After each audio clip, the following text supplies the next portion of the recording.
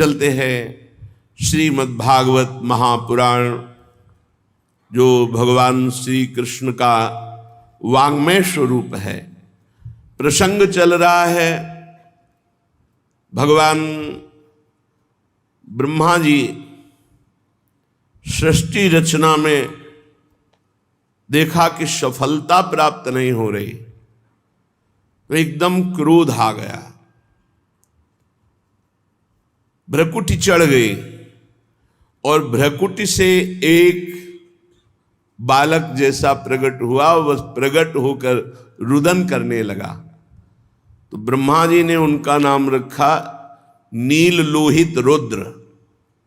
भगवान देवादिदेव महादेव का प्रादुर्भाव श्रीमद् भागवत के अनुसार ब्रह्मा जी की भ्रकुटी मध्य से हुआ।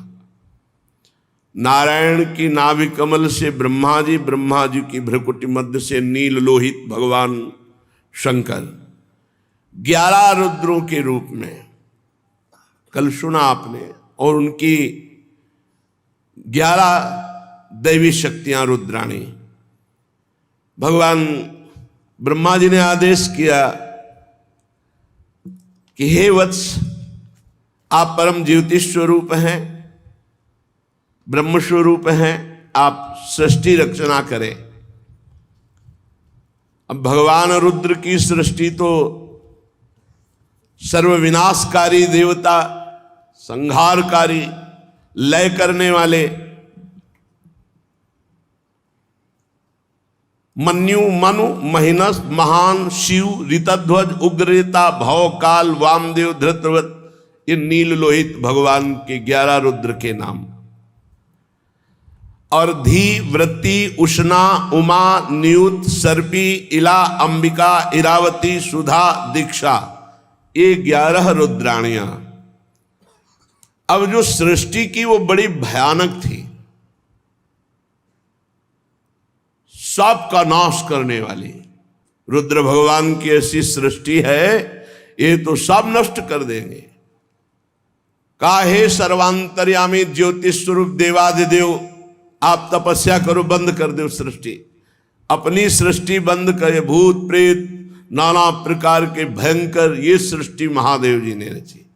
कहा महादेव जी आप सृष्टि बंद कर दो, आप ध्यानस्थ रहो, आप तपस्या करो महाराज।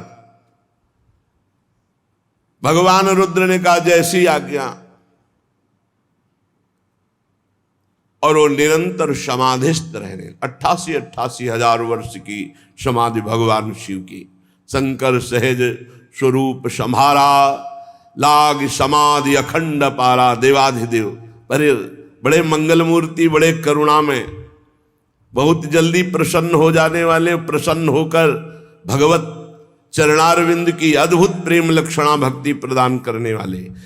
किसी भी जन्म में सही अगर भगवान शंकर की आराधना हुई है तो ही भगवान की भक्ति मिलेगी, अन्यथा नहीं। अयोध्या वासियों से भगवान श्री राम सबको बुलाकर बिठाकर कह रहे हैं, एक मैं चक्रवर्ती सम्राट राजा की तरह नहीं बोल रहा हूं, मैं हृदय की बात कह रहा हूं। सबई कहूं कर जोरी, हाथ जोड़कर कह रहा हूं, शंकर भजन बिना नर भगत न पावे मोरी। और एक गुपुत मत सबहि कहूं कर जोरी, शंकर भजन बिना नर भगत न पावे मोरी। मैं हाथ जोड़कर एक गुप्त बात कहता हूं, यदि भगवान शंकर की कृपा नहीं हुई तो विशुद्ध भक्ति मेरी कोई नहीं प्राप्त कर सकता। शिवद्रोही मम दास कहावा, सो नर मोहि सपने नहीं भावा। भगवान शंकर परम वैष्णवाचार्य देवाधिदेव जब कृपा करते हैं तो प्रिया प्रीतम की भक्ति प्रदान करते हैं, हरि की भक्ति प्रदान करते हैं। अपने को उन्हीं की कृपा कटाक्ष से प्राप्त हुआ है, अपने जानते भी नहीं थे क्या है वृंदावन, क्या है प्रिया प्रीतम। उन्हीं ने नरसिंह मेहता को सीधे रास में भगवान शंकर ने, पूज्य राधा बाबा बाल्यावस्था में भगवान शंकर की आराधना, उसका फल अंतिम जीवन के पलों में राधा राधा राधा राधा राधा। जा पर कृपा न करहि पुरारी, सो न पाव मुनि भगति हमारी। जिस पर भगवान शंकर कृपा नहीं करते वो भगवान की विशुद्ध भक्ति प्राप्त नहीं कर सकता। अगर इस जन्म में प्राप्त है और भगवान शंकर की आराधना नहीं की तो किसी जन्म में बनी है भगवान शिव की आराधना। बिना भगवान शिव की आराधना के हरि भक्ति प्राप्त नहीं होती। तो कोई ऐसा न समझे कि बड़े भयंकर देवता हैं, भयंकर भी हैं और शंकर भी हैं। शिव कल्याण स्वरूप और इतने सुंदर हैं, हम आपको क्या बताएं, क्योंकि जो स्वाद ली हुई बात होती है वो देखी जाती है। इतने भयंकर है कि हम तुम्हें क्या बताएं, और इतने सुंदर हैं कि पूछो मत। कर्पूर गौरम करुणावतारम, साक्षात करुणा बपू, गौरांग गंगाधर, तेज राशि, करुणा बरसती है। भगवान शिव के दो रूप हैं, एक बड़ा शांत प्रसन्न और एक बड़ा घोर। अगर उस रूप में आते हैं तो विश्व का प्रलय उन्हीं से होता है, संहार लीला उन्हीं से होती है। तो जब ब्रह्मा जी ने आज्ञा करी तो भगवान रुद्र अखंड तपस्या में संलग्न हो गए। इसके बाद ब्रह्मा जी ने संकल्प किया तो 10 महान पुत्र प्रकट हुए संकल्प से। पहले मरीच जी, फिर अत्रि जी, फिर श्री अंगिरा जी, फिर पुलस्त जी, फिर पुलह जी, क्रतु जी, भृगु जी, वशिष्ठ जी, दक्ष जी और नारद जी। ये 10 महान तप संपन्न भगवत स्वरूप पुत्र प्रकट हुए। नारद जी ब्रह्मा जी की गोद में प्रकट हो गए। दक्ष जी अंगूठे से प्रकट हुए। वशिष्ठ जी प्राणों से प्रकट हुए। भृगु जी त्वचा से, क्रतु जी हाथ से, पुलह जी नाभ से, पुलस्त ऋषि कानों से, अंगिरा जी मुख से, अत्रि जी नेत्रों से, मरीच जी मन से उत्पन्न हुए। ये 10 संकल्पित महापुरुष प्रकट हुए।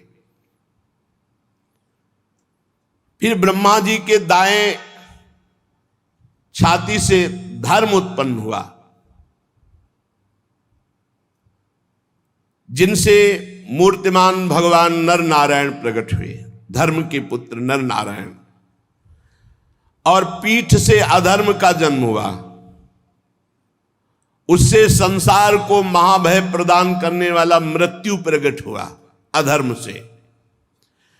ब्रह्मा जी के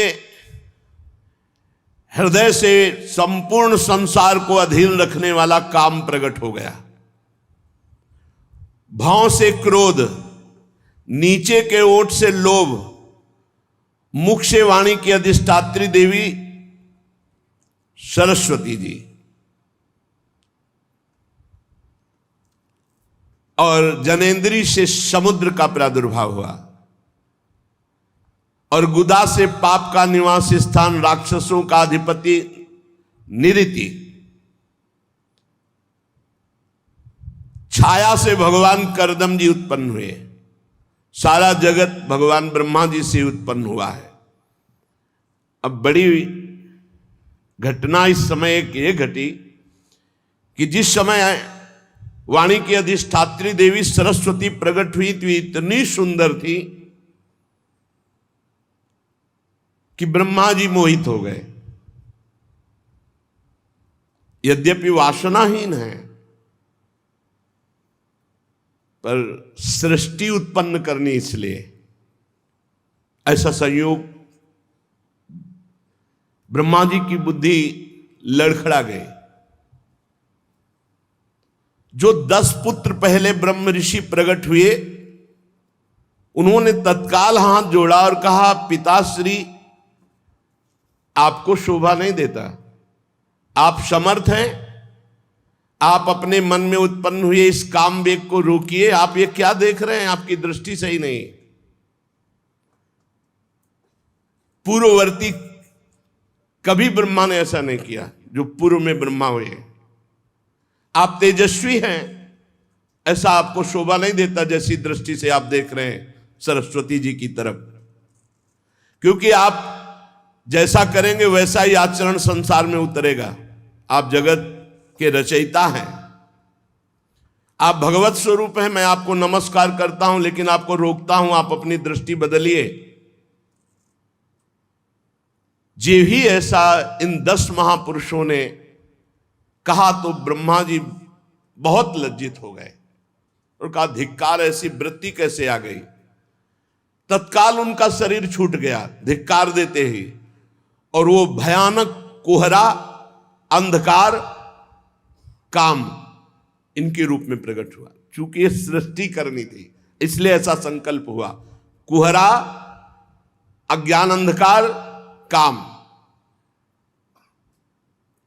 इसीलिए जब काम सवार हो जाए दिमाग में तो फिर वो ये नहीं देखता कि अनुजा है कि तनुजा है कि क्या है। इसीलिए व्यास भगवान ने कहा, बलवान इंद्री ग्रामो विद्वानमपि करसति, बहुत देर तक एकांत में अपनी बेटी बहन आदि के पास भी नहीं रहना चाहिए, क्योंकि मन बड़ा बलवान है। कभी जब ब्रह्मा जी का मन, तो फिर औरों की तो बात ही क्या।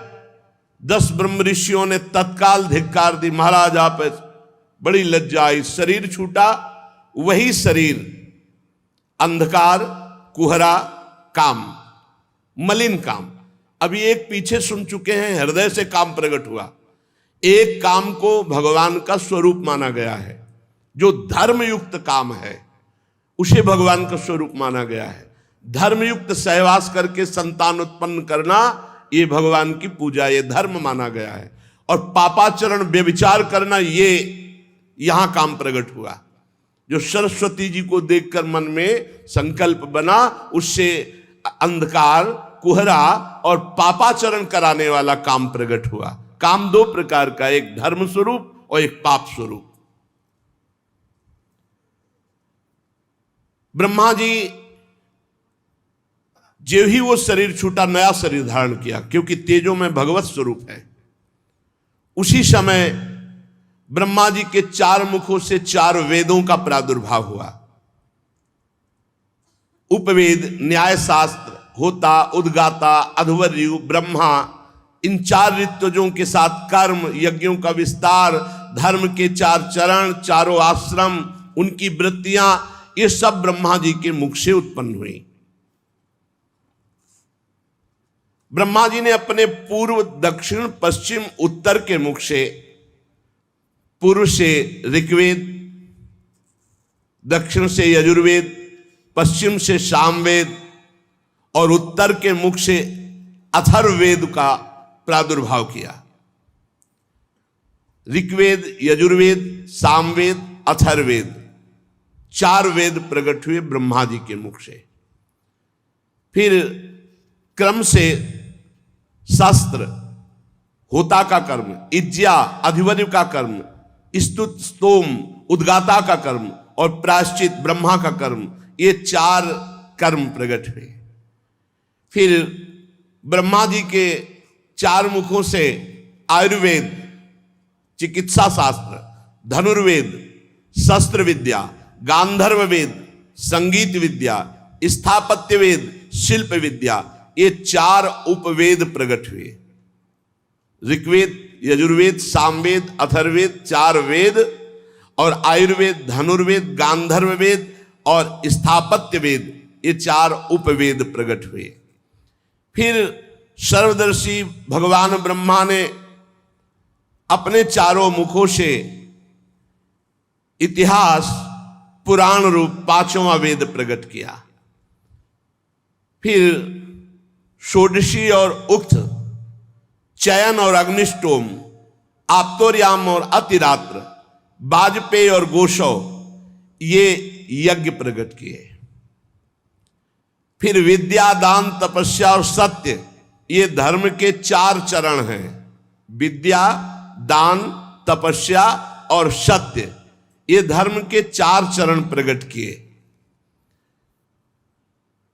फिर सावित्रम प्राजापत्यम च ब्राह्मम चाथ बृहत तथा वार्ता संचय शालीन शीलोंचो इति वै गृहे, सावित्र वृत्ति प्रकट की। सावित्र कहते हैं जब यज्ञोपवीत संस्कार कराया जाता है और गायत्री मंत्र का उपदेश किया जाता है, तो उसे 3 दिन तक ब्रह्मचर्य रहकर गायत्री का अनुष्ठान करने को सावित्र कहते हैं।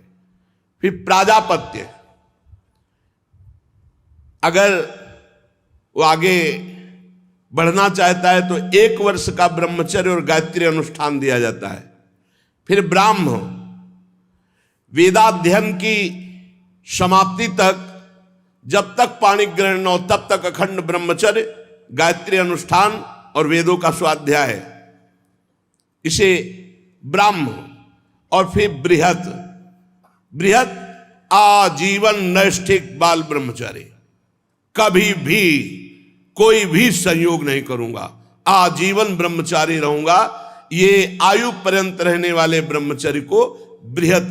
ये 4 वृत्तियां ब्रह्मचारी की प्रकट की, सावित्र, प्राजापत्य, ब्राह्म और बृहत। इनमें सावित्र, प्राजापत्य और ब्राह्म तो गृहस्थ में जा सकते हैं, लेकिन बृहत आजीवन नैष्ठिक ब्रह्मचारी, बड़ी महिमा है आजीवन नैष्ठिक ब्रह्मचारी की।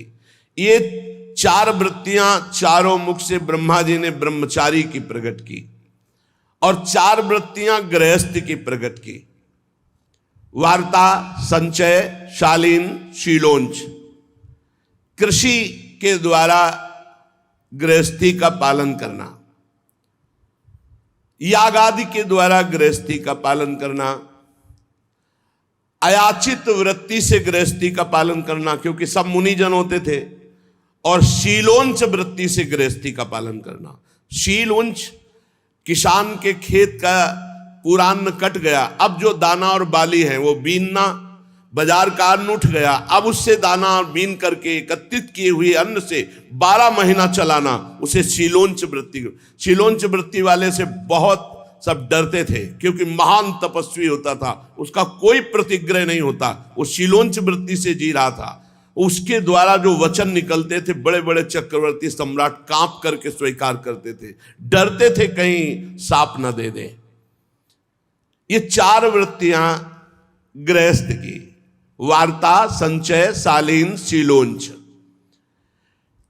फिर 4 वृत्तियां वानप्रस्थ की, क्योंकि आश्रम है, ब्रह्मचर्य आश्रम, गृहस्थ आश्रम, वानप्रस्थाश्रम, संन्यासाश्रम। वैखानस, बालखिल्य, औदुंबर और फेनप। वैखानस, बिना ज्योति बोई भूमि से उत्पन्न हुए फलादि पदार्थों से आजीवन निर्वाह करना वानप्रस्थ, इसे वैखानस कहते हैं, वानप्रस्थ की वैखानस वृत्ति। और बालखिल्य, नवीन भोजन अन्न मिल जाने पर पुराने अन्न का संपूर्ण त्याग कर देना, ये वालखिल्य वृत्ति। औदुंबर, प्रातः काल उठे, जिधर मुख किया उधर भिक्षा मिली जो फल आदि की, वही लेना, अन्यथा भूखे रह जाना। फेनप, अपने आप जो फल आदि जमीन पे गिरे हुए हैं, तोड़ नहीं सकते, उससे पूरा जीवन निर्वाह करना, ये वानप्रस्थ की 4 वृत्तियां। और फिर सन्यास की 4 वृत्तियां, कुटीचक, बहुदक, हंस और परमहंस। कुटीचक, एक जगह कुटी बना करके आजीवन भजन करते हुए व्यतीत करना, संसार से विरक्त होकर, इन्हें कुटीचक सन्यासी कहते हैं। और बृहदक, एकमात्र तत्व की तरफ दृष्टि रखते हुए शरीर से निरपेक्ष, जैसे भरण पोषण, कोई परवाह नहीं, बस तत्व दृष्टि। जहां शरीर पड़ा है पड़ा, जहां मिल गया खा लिया खा लिया, नहीं खा लिया नहीं खा लिया, दृष्टि ही नहीं शरीर में, तत्व दृष्टि, उन्हें बहुदक।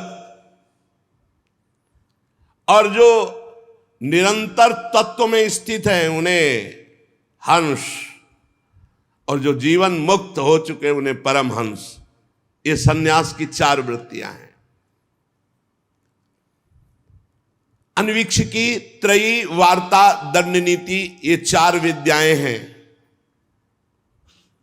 मोक्ष प्राप्त करने वाली अध्यात्म विद्या, स्वर्ग आदि प्रदान करने वाली कर्म विद्या, खेती व्यापार आदि संबंधी विद्या और राजनीति, ये 4 विद्याएं हैं। भू, भुआ, स्व, महा, इन 4 आश्रमों का पालन करने वाले यहां 4 लोकों में जाते हैं।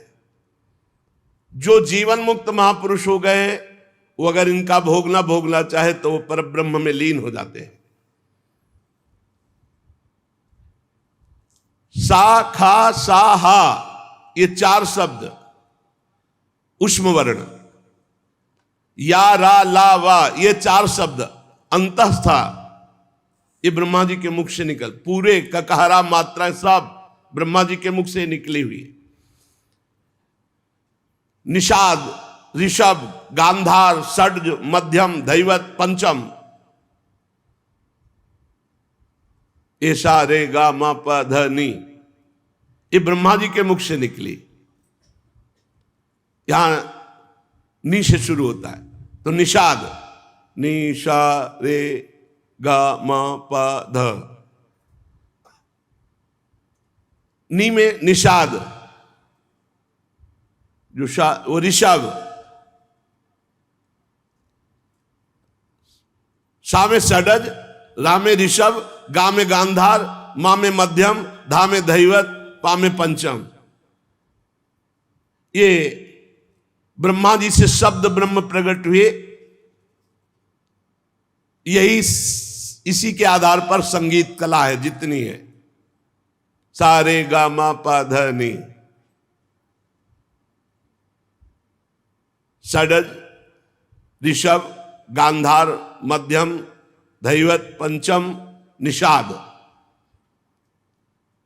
फिर ब्रह्मा जी की अव्यक्त एक वाणी प्रकट हुई, ओम आ उ मा ओम। ये परिपूर्ण ब्रह्म स्वरूप है। यही सब मंत्रों का अधिष्ठाता है। जो ब्रह्म प्राप्ति के हैं सब में प्रणव, यही इसके उच्चारण में आ उ मा। ओ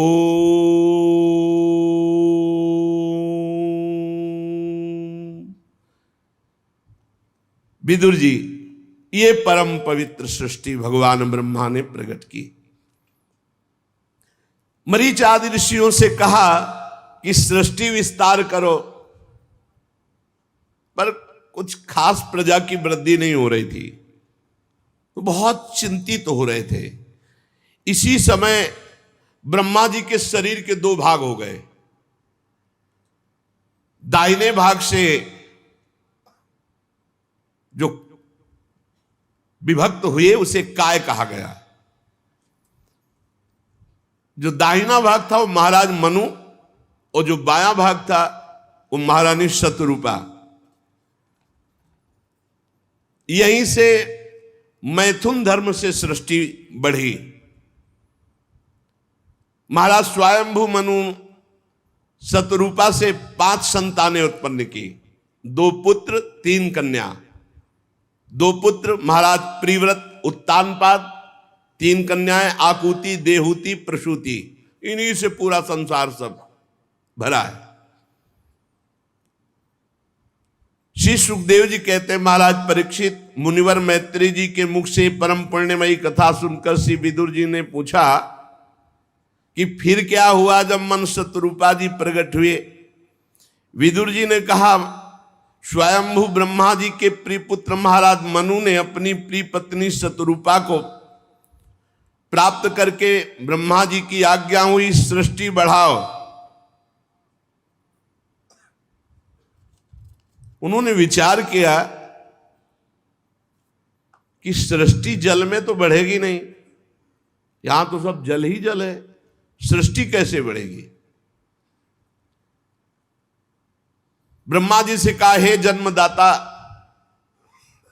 आपकी आज्ञा हुई सृष्टि बढ़ाऊं, पर सृष्टि के रुकने की व्यवस्था और जीविका की व्यवस्था के लिए तो केवल जल ही जल है, इसमें सृष्टि कैसे होगी। मैथुन धर्म से सृष्टि कैसे टिकेगी। नमस्कार है आपको, आप कोई उपाय कीजिए, तब आप हम आपकी आज्ञा का पालन करें।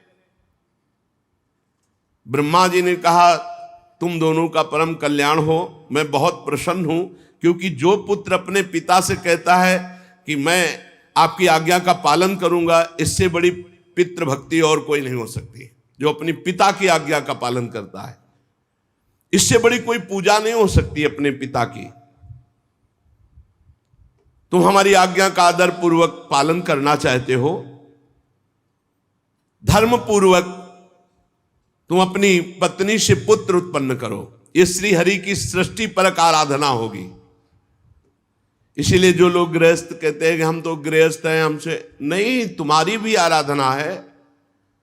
जैसे निवृत्ति परक भजनानंदी महात्मा साधन भजन समाधि के द्वारा भगवान को प्राप्त करता है, ऐसे आप संतान उत्पन्न करते हुए, संतान का धर्म पूर्वक पालन करते हुए, भगवान नाम जप करते हुए आप गृहस्थी से भगवान को प्राप्त करेंगे। देखो यहां कह रहे हैं ये श्री हरि की आराधना है।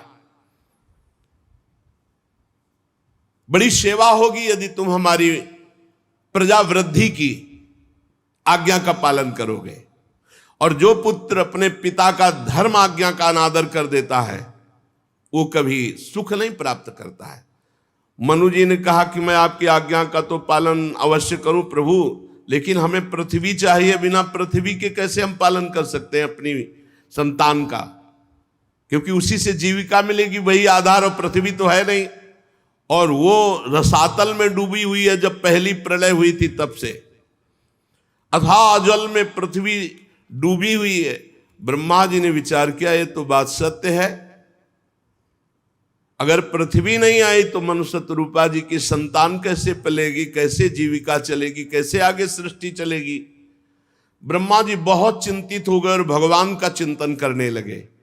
जेवी भगवान का चिंतन किया तो ब्रह्मा जी के नासा छिद्र से एक छोटा सा जीव निकला। देखते देखते वाराह शिशु हो गया।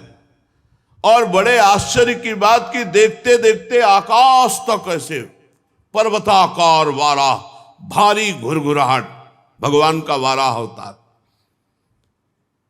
तो जो 10 मरीच आदि महापुरुष जन थे उन्होंने, और 4 जो सनक सनंदन सनातन सनत कुमार जी थे, वो स्वयंभू मनु शतरूपा ब्रह्मा जी, अभी इतनी ही प्रगट में सृष्टि है। जब 12 भगवान प्रकट हुए तो इतनी है। 10 महान ब्रह्म ऋषि, सनक सनंदन सनातन सनत कुमार और भगवान ब्रह्मा जी और मनु शतरूपा, इतनी सृष्टि है। सब ने हाथ जोड़ करके भगवान वाराह की तरफ सर झुकाकर नमस्कार किया और विचार करने लगे कि ऐसा तेजोमय श्याम वर्ण वाराह, ये कौन दिव्य हो सकता है। अभी निकला तो छोटा, फिर पोरुए के बराबर, फिर एक वाराह शिशु, और फिर ये पर्वताकार, आदि अंत ही नहीं दिखाई दे रहा, इतना विशाल स्वरूप। अभी ये सोच ही रहे थे कि भारी गर्जना करके अपने पंजे से जल को, सर्वशक्तिमान भगवान की गर्जना से समस्त दिशाएं गूंज उठी। भगवान ब्रह्मा जी समझ गए कि अभी जिनका चिंतन किया था कि पृथ्वी कैसे आएगी, तो हमें लगता है हमारे भगवान ने अवतार धारण किया, वाराह अवतार। भगवान का स्वरूप संपूर्ण रूप से वेद भी नहीं जान सकते, फिर औरों की तो बात क्या है। मुनीश्वरों ने भगवान की स्तुति की। भगवान वाराह रूप से गुरगुरा रहे थे, बड़े जोर से आवाज, और उनके रोमों से जो जल उस सबको परम पवित्र कर रहा था। यज्ञपति भगवान स्वयं हरि वाराह रूप धारण कर ब्रह्मादि के सामने खड़े थे। बड़े सौम्य भाव से मुनियों ने भगवान को प्रणाम किया। भगवान जब घुरघुराते तो ऐसा लगता था कि वज्रपात हो रहा, इतनी जोर की गड़गड़ाहट भीषण। और जब पंजे मारते तो ऐसा मानो ज्वार भाटा आ रहा है समुद्र में, विशाल काय वाराह रूप। समुद्र मानो पुकारने लगा, हे यज्ञेश्वर मेरी रक्षा करो प्रभु, मैं आपका ये प्रहार नहीं सह सकता। यज्ञ मूर्ति भगवान अपने पैरे खुनों से जल को चीरते हुए जलराशि के उस पार पहुंचे, फिर रसातल पहुंचे। वहां देखा पृथ्वी विराजमान है, जल में डूबी हुई प्रलयंकार, जब प्रलय हुआ था उस समय के जल से डूबी हुई पृथ्वी वही थी रसातल में। भगवान ने अपनी दाढ़ों पर संपूर्ण पृथ्वी को उठाया और ऊपर की तरफ जल चीरते हुए आए। बड़ी शोभा हो रही थी, लेकिन बड़ा विघ्न हो गया। जब प्रभु पृथ्वी को लेकर के ऊपर की तरफ आ रहे थे तो महापराक्रमी हिरणाक्ष ये जल के भीतर ही भगवान पर गदा से प्रहार कर दिया, और ये प्रकट होते ही अपने वीर योद्धा को खोज रहे थे। कोई वीर योद्धा मिले जो मेरी भुजाओं की खुजलाहट मिटाए। हिरणाक्ष, आगे प्रसंग आएगा कि बीच में कहां से आ गया हिरणाक्ष। उस समय भगवान ने पृथ्वी को तो दाढ़ पे संभाल के रखा, और लीला से ही थोड़ी देर युद्ध की लीला करते हुए, जैसे मतवाला जो सिंह है वो गजराज के बच्चे को मार डाले, उल्टा थप्पड़ मारा था हिरणाक्ष के, उल्टा ऐसे थप्पड़, बस उतने में ही प्राण पखेरु, महाबलशाली। जैसे गजराज अपने दांतों पर कमल पुष्प धारण करे हो, ऐसे ही बहुत पूरी पृथ्वी को, ऐसा कोई भार नहीं लग रहा भगवान को। बाहर जल से निकाल के लाए, तमाल के समान नीलवर्ण वाला भगवान को जब देखा पृथ्वी लेकर आते हुए, ब्रह्मा मरीच आदि को निश्चय हो गया कि ये स्वयं भगवान श्री हरि है। तब हाथ जोड़कर भगवान की स्तुति करने लगे। ऋषियों ने कहा, हे भगवान अजित आपकी जय हो, जय हो। जितम जितम ते जित यज्ञ भावन, त्रयीं तनुम स्वाम परिधुन्वते नमः। यद्रोमगर्ते सुनिलिल्लिरध्वरास्, तस्मै नमः कारण सुकरायते। जय हो आरा भगवान आपकी जय हो। आप अपने वेदत्रयी रूप विग्रह को फटकार रहे, आपको नमस्कार है। आपके रोमकूपों में संपूर्ण यज्ञ लीन है। आपने पृथ्वी का उद्धार करने के लिए ये वाराह रूप धारण किया। हे भगवान आपको नमस्कार है। हे प्रभु, कोई भी दुराचरण करने वाला कभी आपका दर्शन नहीं प्राप्त कर सकता। लोग कहते हैं भगवान हमें दर्शन क्यों नहीं देते, जैसी पद्धति है दर्शन की वैसे चलो। अधकचरे योगी को भगवान का दर्शन नहीं होता, दुराचारी को, जो दुराचार परायण है उसे भगवान का दर्शन नहीं होता। रूपम तवई तन्नु दुष्कृतात्मनानाम, ये जो दुष्कृत आचरण करने वाले हैं इनको भगवान के पास रहते हुए भगवान उनके हृदय में रह रहे, फिर भी वो दर्शन नहीं कर सकते। प्रभु आपने बड़ी कृपा करी। समस्त मंत्र देवता द्रव्य यज्ञ कर्म सब आपके स्वरूप है, आपको नमस्कार है। वैराग्य भक्ति और मन की एकाग्रता से ही आपका अनुभव किया जा सकता है। वैराग्य भक्ति और मन की एकाग्रता से ही आपका अनुभव किया जा सकता है। आप सबको विद्या प्रदान करने वाले विद्या गुरु हैं। जिसके हृदय में भी ज्ञान होता है भगवान देते हैं। आपको पुनः पुनः प्रणाम है। प्रभु आपके दांतों पर रखी हुई भूमंडल बड़ा सुशोभित हो रहा है। चराचर जीवों को सुखपूर्वक रहने के लिए आपने जगन माता पृथ्वी का उद्धार किया। आप हमारे पिता हैं और पृथ्वी हमारी माता है। प्रभु आपको और पृथ्वी माता को बार बार प्रणाम है। रसातल में डूबी हुई इस पृथ्वी को निकालने का साहस केवल आप ही कर सकते थे, दूसरा नहीं। हे वाला भगवान आप सर्वाश्चर्य में हैं, आपको नमस्कार है। इसीलिए रोज प्रातः पहले भूमि के चरण। अब तो सब आधुनिकता बढ़ती जा रही है, वैदिक सिद्धांतों को शास्त्रों को मानना या जानना ही नहीं तो माने क्या। सबसे पहले सैया से उठकर भूमि माता को प्रणाम करना चाहिए, फिर सदगुरु का स्मरण नाम जप मंत्र, फिर अपनी दिनचर्या। श्री मैत्रेय जी कहते हैं, ब्रह्मवादी मुनियों ने जब भगवान की स्तुति की तो वाला भगवान ने अपनी शक्ति से पृथ्वी को ऐसे स्तंभित कर दिया कि जल में ना डूबे। रसातल से लीला पूर्वक लाई हुई पृथ्वी को जल पर रखकर भगवान श्री हरि स्थापित कर दिया और अंतर ध्यान हो गए। विदुर जी, भगवान की लीला में चरित्र अत्यंत कीर्तनीय है। जो इस प्रसंग को सुनेगा उसके सारे पाप ताप नष्ट हो जाएंगे। जो भगवान की मंगलमयी कथा को सुनाता है या सुनता है, भगवान अंतस हृदय से बहुत जल्दी उसके ऊपर प्रसन्न हो जाते हैं। जब भगवान प्रसन्न हो जाते हैं तो फिर प्राप्त करना क्या बाकी रह जाता है, क्या दुर्लभ होता है।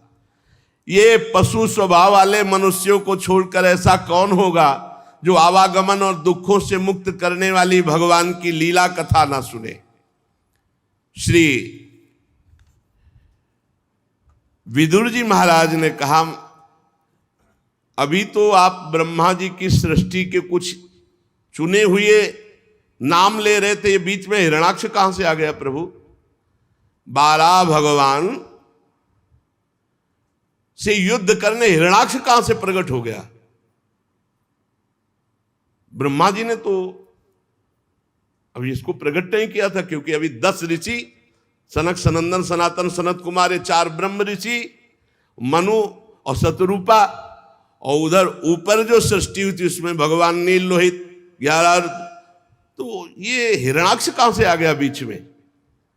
ये जब पृथ्वी निकाल रहे थे वाला भगवान, ये हिरणाक्ष कहां से आ गया और मुठभेड़ कैसे कर ली? मैत्रेय जी ने कहा, विदुर जी बड़ा सुंदर प्रश्न है तुम्हारा, क्योंकि इसमें भगवान श्री हरि की मंगलमयी लीला कथाओं का वो प्रादुर्भाव है जिससे मनुष्य सुनने मात्र से मृत्यु पास से मुक्त होकर भगवत प्राप्त हो जाएगा। कर लो ना विश्वास, हित दो विश्वास है तब वही सुधरे बात, ना तरु माया पंथ में फिरे जी टक्कर खात। अपने लोग रोज भगवान की चर्चा सुनते धाम में बैठकर, रोज भगवान की लीला कथा, नाम कीर्तन। अभी कोई कल्याण की कमी रह गई क्या? अरे कल्याण का कल्याण हो गया। मस्त रहो, बस नाम जप करते हुए गंदी बातों से बचो तो जीवन मुक्त हो, अभी जीवन मुक्त हो। पूर्व काल में ब्रह्मा जी ने ये इतिहास परंपरागत सुनाया था, वही मैं तुम्हें सुना रहा हूं। मैत्रेय जी कह रहे हैं कि एक बार दक्ष की पुत्री दिति, अब इसका प्रसंग आगे है। अभी आपने सुना था जो शतरूपा जी की 3 पुत्रियां थी, उन्हीं से ये सब सृष्टि का विस्तार हुआ है। 2 पुत्र प्रियव्रत उत्तानपाद, आकुति प्रसूति देहुति, 3 कन्याएं। इन्हीं में से सब आगे चलकर इनके विस्तार में आ गए, इन्हीं 3 में से है। तो दिति ये एक दिन संध्या के समय कामातुर हो गई, और जो अभी 10 महापुरुषों के नाम लिए गए थे उनमें से कश्यप जी भी थे। कश्यप जी इनके पति हैं। कई कन्याएं कश्यप जी को वरण हुई। संध्या के समय कामातुर होकर कश्यप जी का वस्त्र पकड़ लिया और कहा, अब पति ही है, कि प्रभु मैं देखती हूं कि अग्निजिह्वा भगवान की आराधना का समय है ये, मैं जानती हूं सूर्य अस्ताचल को जा रहे हैं, बिल्कुल इस समय ऐसा नहीं करना चाहिए। पर जैसे मत वाला हाथी केले के वृक्ष को मथ डालता है, केले के वन को, ऐसे ही इस प्रसुद्ध धनुर्धर कामदेव ने मेरे पर विजय प्राप्त कर ली। अर्थात मैं कामाग्नि से पीड़ित हूं, मैं बेचैन हूं, मैं नहीं सह सकती। अब आप कृपा करके आपका कल्याण हो, मेरी इस पीड़ा को दूर करें, और ऐसा संतान हो जिससे आपका सुयश हो। हमने आपको बहुत प्यार से वर्ण किया है। हमारे पिता ने दक्ष ने एकांत में हमसे पूछा था, तुम्हें कैसा पति चाहिए? तो मैंने आपका ही नाम लिया था, अर्थात मैं आपको बहुत प्रेम करती हूं। ये प्रेम का दबाव भी डाला। इसलिए अब मुझ दीन के ऊपर कृपा कीजिए। मुझे कामदेव ने परास्त कर दिया, मैं बेचैन हूं। कश्यप जी ने कहा ठीक है, तुम्हारी इच्छा धर्मयुक्त है, कोई अधर्मयुक्त नहीं है, लेकिन इस समय नहीं, ये समय अधर्म का। अगर ऐसा किया गया तो भारी अधर्म हो जाएगा, क्योंकि संध्या काल है। इस समय केवल भगवान की आराधना की जाती है। गृहस्थाश्रम में अपनी पत्नी की कामना को पूर्ण करना धर्म कहा गया है, लेकिन समय पर। यह समय संध्या काल का है, इस समय नहीं। इंद्रिय रूपी शत्रु से जो परास्त होकर धर्म का उल्लंघन करता है, उसका पतन हो जाता है, नाश हो जाता है। तुम्हारी जैसी भार्या, और वो भी धर्म का उल्लंघन, बिल्कुल ठीक नहीं है, इस समय नहीं। क्योंकि इस समय भूत भावन भगवान शंकर अपने गणों के साथ भ्रमण करते हैं, और जिसके घर में संध्या वंदन आरती पूजा ये सब नहीं होती है, तो वहां फिर विनाशकारी लीला होती है। ये सब ऐसा नहीं कि मनमानी,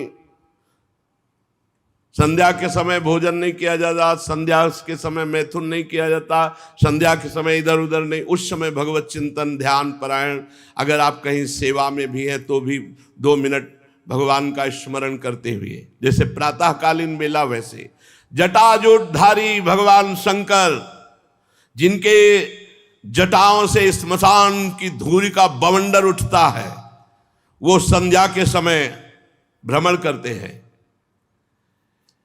उनके 3 नेत्र हैं, सूर्य और चंद्रमा। ये 2 नेत्र हैं जो सही ढंग से चलते हैं, तो सूर्य और चंद्रमा वाले नेत्र काम करते हैं। जो धर्म विरुद्ध आचरण करते हैं तो तीसरा नेत्र काम करता है, जो सर्वनाश विनाशकारी।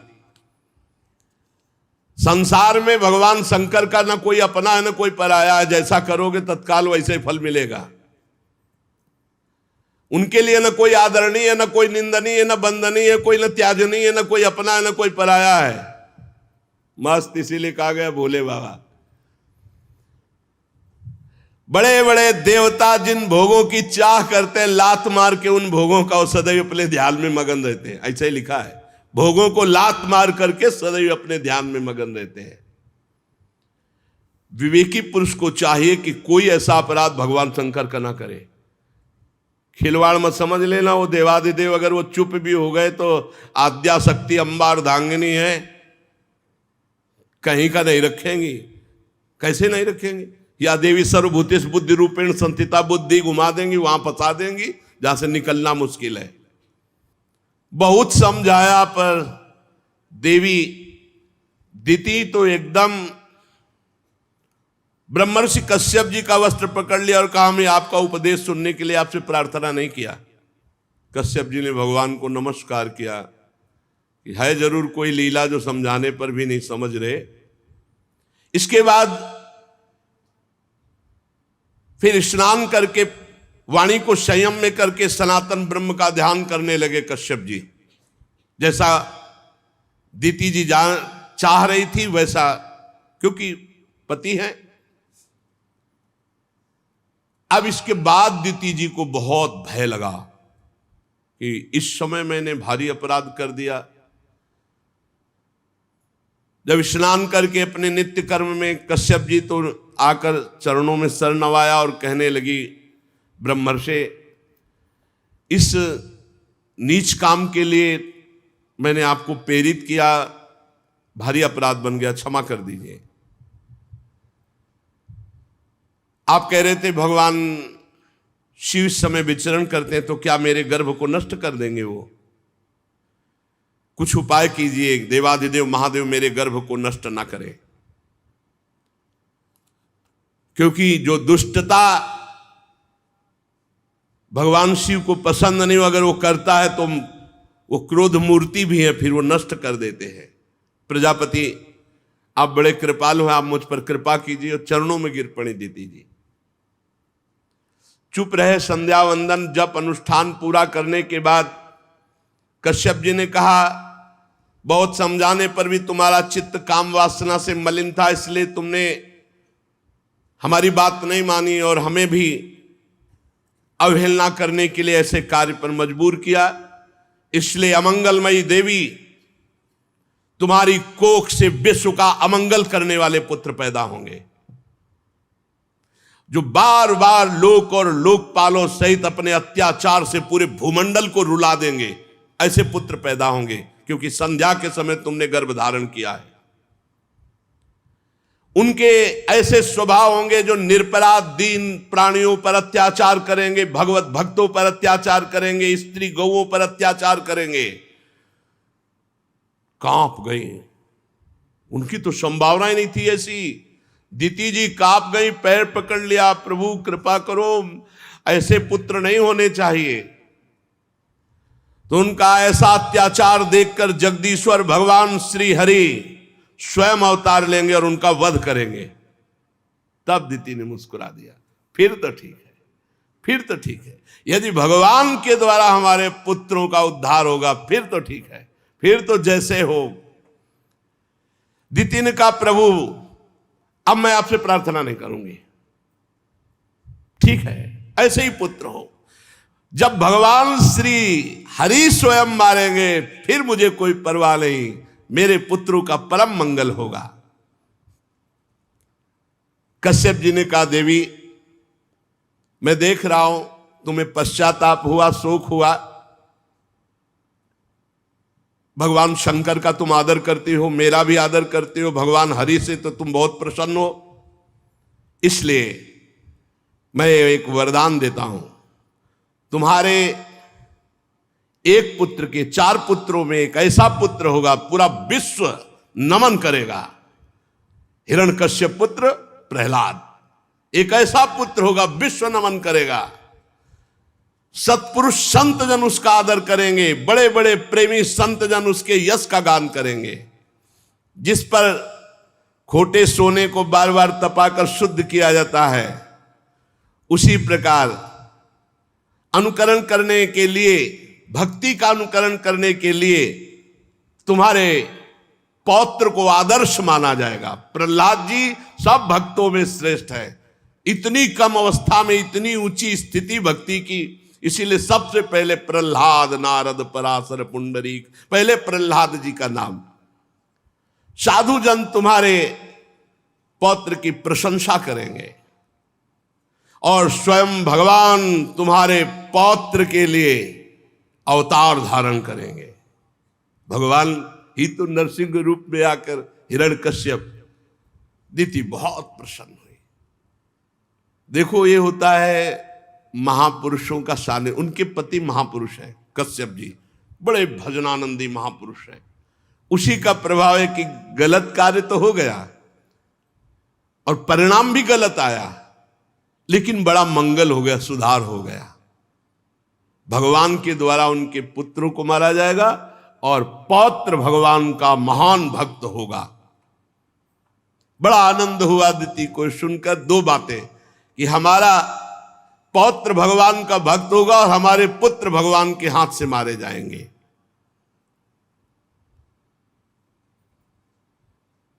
पर दीति ने जब सुन रखा था कि मेरे पुत्र बड़े दुष्ट स्वभाव के होंगे, तो उन्होंने विचार किया कि पहले तो गर्भ के बाहर ही नहीं आने देंगे हम। कोई साधारण माता थोड़ी थी, अरे उन्हीं की बहन से तो सब देवता प्रकट हुए, अदिति से, और दीति से सब दैत्य हुए, ये सब देवी हैं। मेरे पुत्र दुष्ट स्वभाव के होंगे, इसलिए मैं कश्यप जी के महान वीर को बाहर निकलने नहीं दूंगी उधर से। 100 वर्ष तक गर्भस्थ शिशु को रोक रखा, प्रसव ही नहीं होने दिया 100 वर्ष तक। यह है दैवी शक्ति संपन्न मां। ऐसे पुत्रों को जन्म ही नहीं होने दूंगी जो जगत का मंगल करेंगे 100 वर्ष तक। अब क्या हुआ, वो कोई साधारण तो थे नहीं, तो 100 वर्ष गर्भ में रहने के कारण उनका इतना तेज बढ़ गया कि सूर्य तेजहीन हो गए। इंद्रादि लोकपालों की शक्ति क्षीण हो गई। सब ब्रह्मा जी के पास गए, बोले सूर्य में प्रकाश करने का तेज नहीं रहेगा, हम में त्रिभुवन का शासन करने का तेज नहीं रहेगा, ये क्या हो रहा है। देवताओं ने कहा प्रभु सबकी ज्ञान शक्ति कुंठित हो रही है, एक आप ही है जो आप बता सकते हैं सब क्या हो रहा है उथल पुथल पूरी सृष्टि में। ब्रह्मा जी ने कहा देवताओं, तुम्हारे पूर्वज मेरे मानस पुत्र सनक सनंदन सनातन सनत कुमार आसक्ति त्याग कर समस्त लोकों में आकाश मार्ग से विचरा करते हैं। ये कोई साधारण बात नहीं है जो तुम सबकी बुद्धि सबका बल सबका तेज हरण हो गया है। ये भगवान के पार्षद दिति के गर्भ में, तो दिति ने अपने गर्भ को रोक लिया कि अनिष्टकारी पुत्रों को जन्म नहीं होने देंगी, तो उनके तेज से सबका तेज नष्ट हो रहा है। तो आखिरकार कश्यप जी के वीर से जो गर्भस्थ हैं वो हैं कौन? तो ब्रह्मा जी हंसे और कहा देवताओं, तुम्हारे पूर्वज मेरे मानस पुत्र सनक सनंदन सनातन सनत कुमार ये चारों आकाश मार्ग से विचरण करते रहते हैं। एक बार वो भगवान श्री नारायण के दर्शन के लिए वैकुंठ धाम में जा पहुंचे। वहां सब विष्णु रूप होते हैं, सब विष्णु, सब चतुर्भुज। केवल श्री लांछन चिन्ह और कौस्तुभमणि दो चीज नहीं होती, बका पहचानना मुश्किल है कि ये पार्षद है कि भगवान हरि है। बिल्कुल हरि स्वरूप। सब प्रकार की कामनाएं छोड़कर जो भगवान का निरंतर भजन करते हैं वही वहां जा सकते हैं, दूसरा कोई नहीं। बड़ी ही सुंदर शोभा, अब वैकुंठ की शोभा क्या, वहां बड़े बड़े भजनानंदी महात्मा सब दिव्य रूप धारण करके, जिनकी पाप राशि भस्म हो चुकी है, जो भगवत स्वरूप को प्राप्त हो गए हैं, वैकुंठ के दूर से ही, जहां से वैकुंठ इतनी सौरभ आती है कि उन्मत्तता आ जाती है, उन्मत्तता भगवदानंद की। वो घ्राणेन्द्री में गई सनकादि के तो व्याकुल हो गए भगवान के दर्शन के लिए। भगवत स्वरूप कबूतर कोयल सारस चकवे पपीहे हंस तोते तीतर मोर, इनका कोलाहल हो रहा है। इनकी आवाज सुन ले तो बेसुध हो जाए, ऐसे वैकुंठ के पक्षी है। श्री हरि तुलसी से अपने श्री विग्रह को सजाते हैं, तुलसी जी को बहुत प्यार करते हैं, तुलसी जी की गंध का आदर करते हैं भगवान श्री हरि। तुलसी जी के सामने मंदार कुंद कुर्बक उत्पल चंपक अर्ण पुन्नाग नाग केसर बकुल मौल श्री अंबुज ऐसा आदर नहीं करते जैसा तुलसी जी का आदर करते हैं। तुलसी जी को बहुत ही सुंदर वैकुंठ धाम, ये कर्म फल से नहीं, एकमात्र भगवान के भजन से मिलता है। विमानों पर चढ़े हुए भगवत भक्त भगवान के वैकुंठ धाम के आसपास विमानों की भीड़ लगी हुई, तब फिर अंदर उतर कर प्रणाम करके दर्शन। बड़े ही सुंदर सौंदर्य वाली देवियां वैकुंठ में, और सबसे परम सौंदर्यशालिनी श्री लक्ष्मी जी, जिनका कृपा प्रसाद प्राप्त करने के लिए त्रिभुवन आराधना करता रहता है। लक्ष्मी जी की कौन कृपा प्रसादी नहीं चाहेगा, वही चाहेगा जो हरि का एकदम आसक्त प्रेमी होगा। श्री हरि के चरणों को चापती रहती है लक्ष्मी जी चंचलता रूपी दोष का त्याग करके। जिस समय वो नूपुर झनकार करती हुई लीला कमल घुमाती हुई वैकुंठ में भ्रमण करती है, समस्त पार्षद सर झुकाकर उनके दर्शन करके आनंद मगन हो जाते हैं।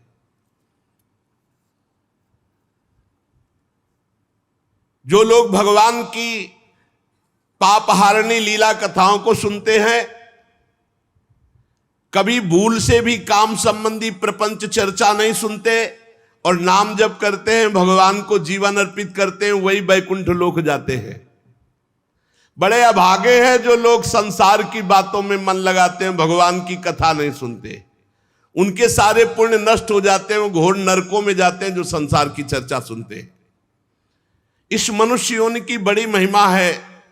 हम ब्रह्मादि भी चाहते हैं कि अगर हमें मनुष्य शरीर मिल जाए तो हम खूब भगवान का भजन करके सीधे वैकुंठ जाएं, भगवान के धाम। और हम वृंदावन वासी तो वैकुंठ भी नहीं चाहते।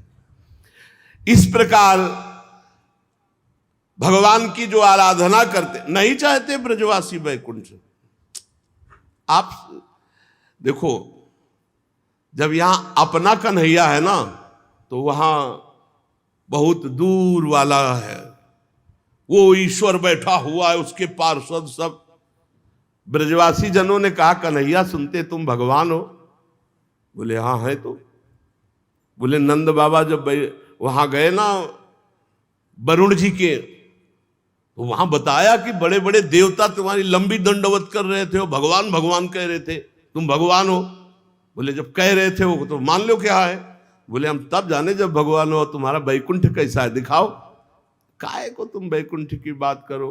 बोले नहीं, अगर भगवान हो तो तुम दिखाओ ना। अब सखा को तो अपने प्राण प्यारे कन्हैया सखा हो, तो भगवत भाव, ऐश्वर्य भाव, विस्मृत सखा भाव में ठाकुर जी ने कहा, जो ब्रह्म हृदय यमुना जी जहां क्रूर जी को दर्शन दिए, स्नान करो। जी डुबकी लगाई, पहुंच गए वैकुंठ। अब देखा वो भगवान के पार्षदों का स्वरूप और भगवान का वैभव। देखा कि मेरा कन्हैया कहीं नहीं हो, कोई पूछे ना वहां। अरे तुरंत उब गए, बोले कन्हैया मुझे वैकुंठ नहीं चाहिए, मुझे जल्दी वापस बुलाओ। तो हाथ पकड़ के उठा लिया। बोले अरे कन्हैया भूल के कभी वैकुंठ मत भेजना मुझे, मेरा कन्हैया चाहिए। वहां देखा भगवान श्री कृष्ण को ही देखा, पर वहां नजदीक नहीं जाने दे रहे थे। भगवान का वैभव, वैकुंठ धाम का वैभव। कहा मुझे ऐसा वैकुंठ नहीं चाहिए जहां तुमसे गले में हाथ डालकर बात न कर सके। अरे इतने बड़े बड़े अस्त्र शस्त्र लिए वहां देवता थे जो हमें तुम्हारे पास नहीं जा, हमें नहीं चाहिए वैकुंठ। और कहीं वृंदावन की शोभा तो शिव श्रीपति यद्यपि ललचाही, मन प्रवेशति नहु को लाही। हे रज की तुल वैकुंठ नहीं और लोक की माया। अभी तो धाम प्रकाशित नहीं हुआ ना, चिदानंद तक वृंदावन के आगे, वृंदावन की लता सम कोटि कल्प तरुणाए, रज की तुल वैकुंठ नहीं और लोक की माए। जिस धाम में बैठे आप कथा सुन रहे हो ना, लौकिक चिदानंद, जहां वैकुंठाधिपति भी जिसकी महिमा अपने श्री मुख से गान करते हैं। देवादिदेव भगवान श्री हरि मंद मंद मुस्कुरा रहे हैं, लक्ष्मी जी चरण चाप रहे, सब चतुर्भुज नारायण स्वरूप भगवान के पार्षद तैनात अपनी अपनी सेवा में। अब सनकादि तो विकल ही हो गए थे दर्शन के लिए। जे भगवान के श्री चरणों की तुलसी की गंध आई तो प्रेम विकलता हो गई दर्शन के लिए।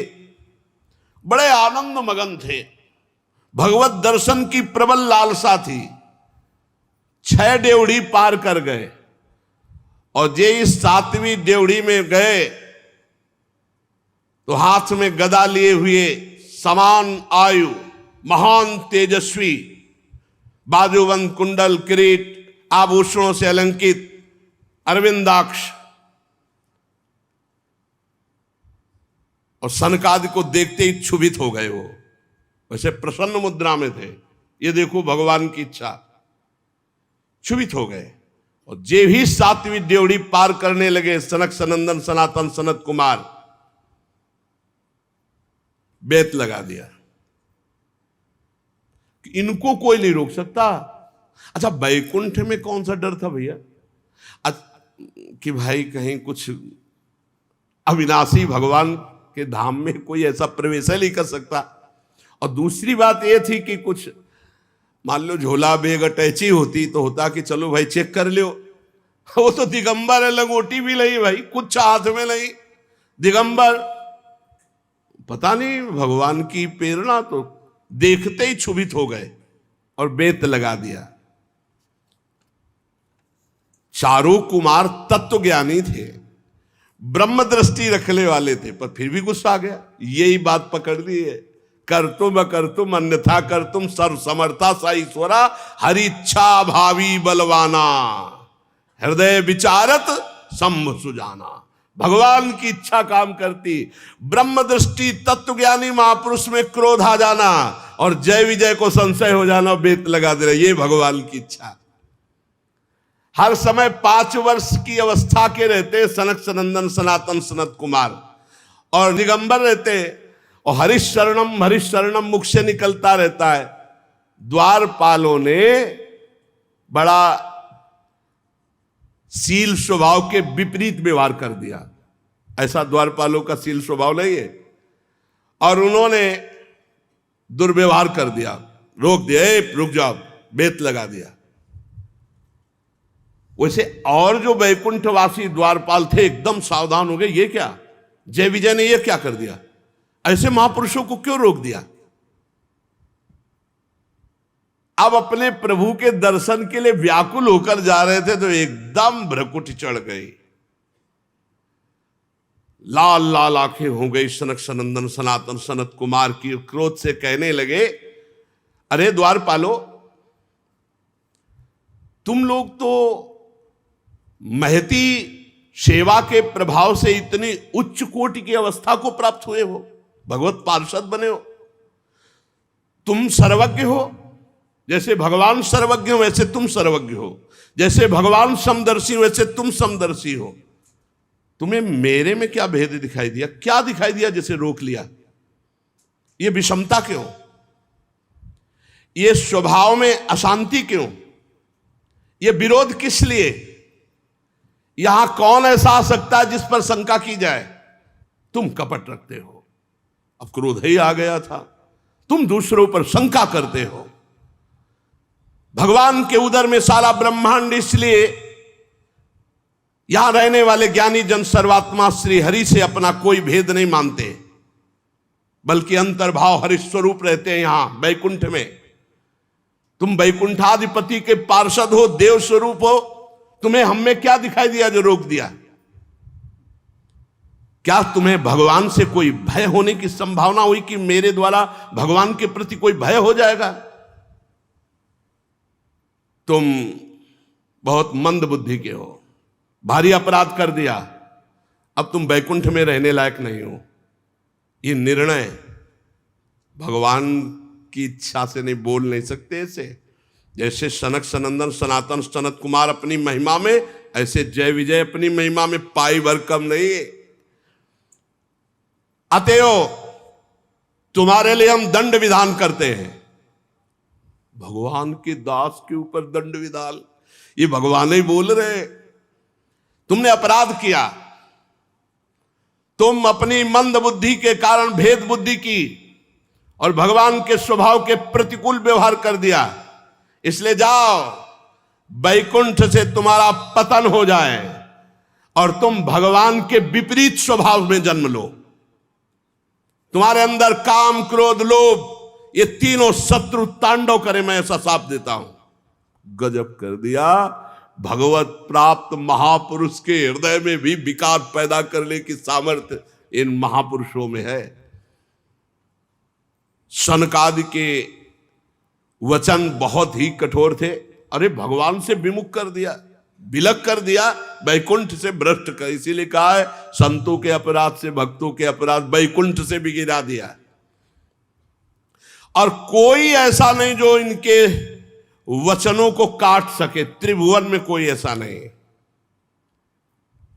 अब पता नहीं क्या हुआ जय विजय को कि चरणों में लौट गए और कहा कि मेरे स्वामी भी आप भक्तों से संतों से बहुत डरते हैं कि कोई अपराध न बन जाए, पर पता नहीं मेरे को क्या हो गया, मैंने क्यों रोक दिया। स्वामी मैं अपराधी हूं, दंड विधान आपका कोई काट नहीं सकता, कोई और दंड विधान दे दो। मुझे मेरे स्वामी से अलग होने वाला क्यों दंड विधान कर दिया कि अपने स्वामी की सेवा से अलग होकर मैं कोई और दंड विधान कर दो। प्रभु आप दंड देंगे मुझे स्वीकार है, पर हमारी थोड़ी दशा पर विचार कीजिए। मैं अपने प्रभु को देखकर जीता हूं, अपने प्रभु इनसे विलग कर दिया तो प्रभु थोड़ी देर के लिए मेरे हृदय में आप बैठकर देखिए, आपने प्रभु से विलग कर दिया और उस अधम योनियों में जाने को कहा जहां भगवान की स्मृति ही नहीं होती। आपने कह दिया काम क्रोध लोभ तुम्हारे हृदय में रहे, तो भगवान की स्मृति से भी विमुख कर दिया, भगवान से विमुख कर। इतना बड़ा दंड क्यों? आप और कोई दंड दे देते, आप मुझे और कोई दंड दे देते। विनय ही कर रहे थे कि देखा जय हो भगवत पार्षद कर रहे, और सामने से चंवर डुला रहे जा रहे, छत्र लगा हुआ है, पुष्प के पावड़े पर रहे, अखिल लोक चूड़ामणि भगवान श्री हरि पधार रहे। द्वारपालों ने सनकादि के चरण पकड़ रखे थे। जब भगवान की दृष्टि पड़ी, भगवान स्वयं अपने श्री चरणों से चल कर आ रहे थे। जिन्हें परमहंस मुनिजन बड़े बड़े ढूंढते रहते हैं, सहज में नहीं पाते, वो भगवान चलकर, सनकादि को अंदर जाने का अधिकार अभी नहीं मिला। भगवान चलकर आए, लेकिन ये नहीं हुआ कि सनकादि अंदर चले जाए, क्योंकि भक्त को ऐसा कठिन शाप दे दिया। जी भी देखा सनकादि ने कि मेरे समाधि में दर्शन देने वाले स्वयं वैकुंठनाथ भगवान चलकर आ रहे, उनके साथ पार्षदगण छत्र चमर आदि लिए चल रहे, राजहंस के पंखों के समान श्वेत चंवर डुलाए जा रहे, शीतल मंद सुगंध वायु बह रही है, मोतियों की झालर अद्भुत शोभा दे रही, अमृत की बूंदें उस छत्र से टपक रही हैं भगवान के ऊपर। समत सद्गुणों के आश्रय, सौम्य मुख मुद्रा, अनवरत जिनकी दृष्टि से कृपा बरसती रहती है, अपने भक्तों को जो सदैव स्नेह से देखते हैं, स्नेह से, जैसे मां अपने बच्चे को देखती है, ऐसे हर भक्त को भगवान करो सदा तिनके रखवारी, जिम बालक राखे महतारी। समस्त दिव्य लोकों के चूड़ामणि भगवान वैकुंठनाथ स्वयं चलकर आ रहे हैं। पीतांबर मंडित विशाल नितंब झिलमिलाती हुई करधनी, गले में भ्रमरों से मुखरित वनमाला, सुंदर कंगन पहने हुए, और साथ में पार्श्व में गरुड़ जी चल रहे हैं, जिन पर एक हाथ धरे हुए हैं। गरुड़ जी पर एक हाथ पधराए हुए हैं और एक हाथ से लीला कमल घुमा रहे हैं। बिजली की सी कांति पीतांबर धारण किए हुए, मकराकृत कुंडल, सुघड़ नासिका, बड़ा ही सुंदर मुख, सिर पर मणिमय विशाल मुकुट विराजमान, गले में सुंदर हार, कौस्तुभ मणि अपूर्व दमक रही है।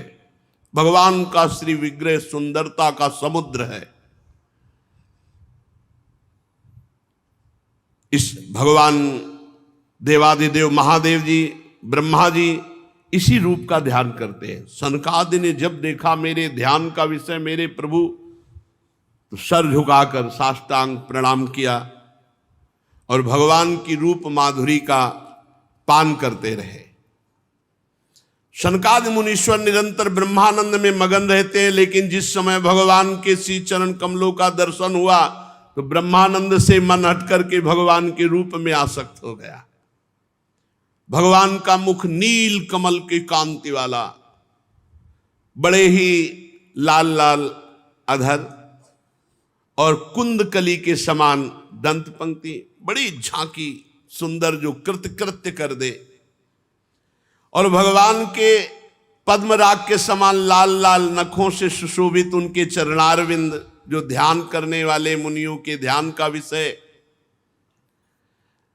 अष्ट सिद्धियां, नौ निधियां, समस्त सिद्धगण, मोक्ष पदवी मूर्तिमान होकर भगवान की चरण सेवा में हाथ जोड़े खड़े। मोक्ष पदवी, अष्ट सिद्धियां, नौ निधियां, सब सनकादि मुनियों ने प्रणाम करके कहा, अंतर्यामी रूप से यद्यपि आप दुष्ट चित्त के हृदय में भी रहते हैं, पर वो आपकी दृष्टि से ओझल कभी आपको देख नहीं सकते। बड़े बड़े भक्तजन भाव रूपी नेत्रों से आपका ध्यान करते हैं, और आप ध्यान का नहीं, आज तो मैं साक्षात आपको सामने देख रहा हूं।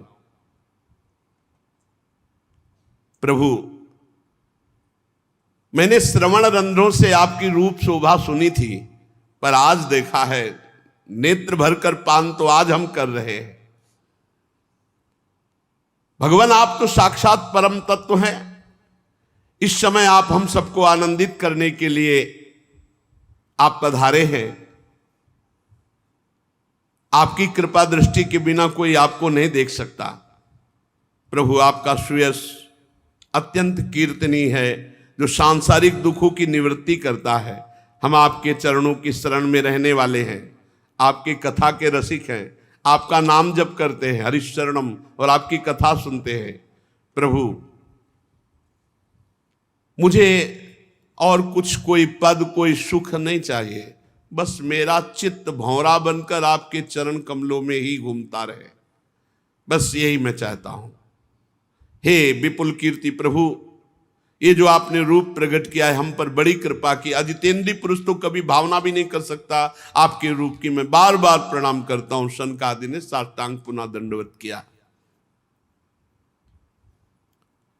श्री ब्रह्मा जी ने कहा, देवगण जब योगनिष्ठ सनकादि मुनियों ने इस प्रकार स्तुति की, तब वैकुंठाधिपति भगवान श्री हरि बोले, मुनिगण बहुत ध्यान देने योग्य बात है,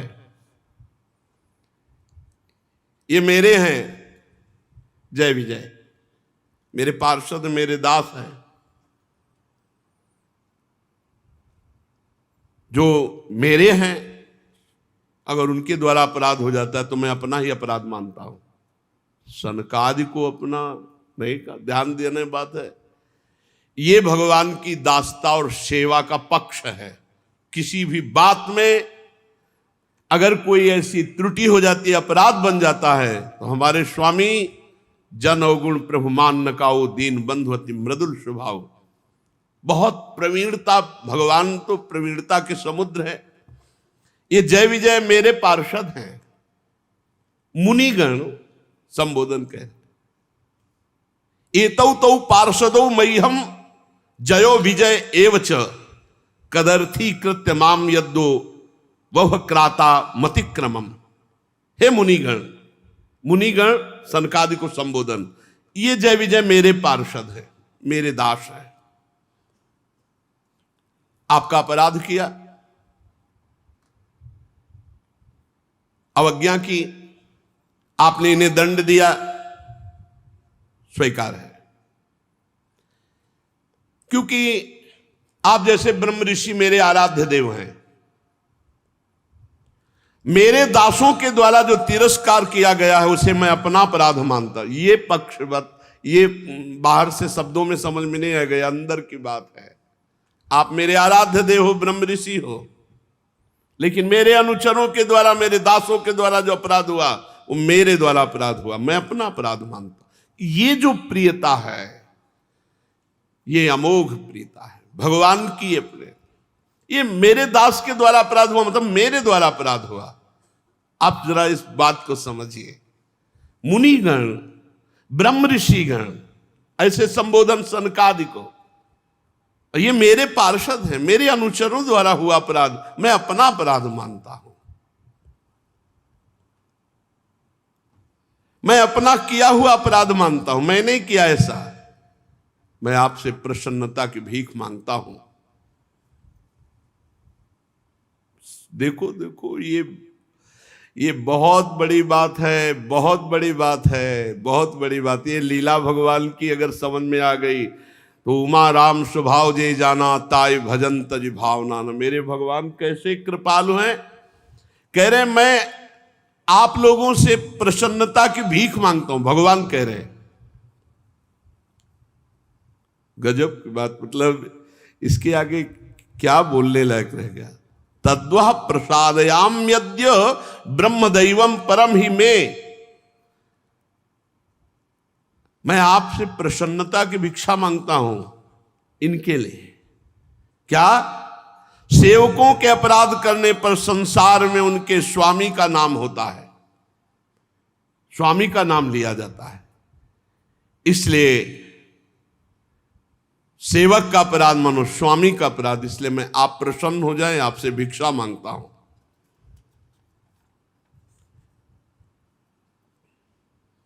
मैं विकुंठ कहलाता हूं, जिसकी महिमा कभी अपवित्र नहीं होती। सारा जगत मेरी महिमा का गान करके पवित्र होता है। जो कोई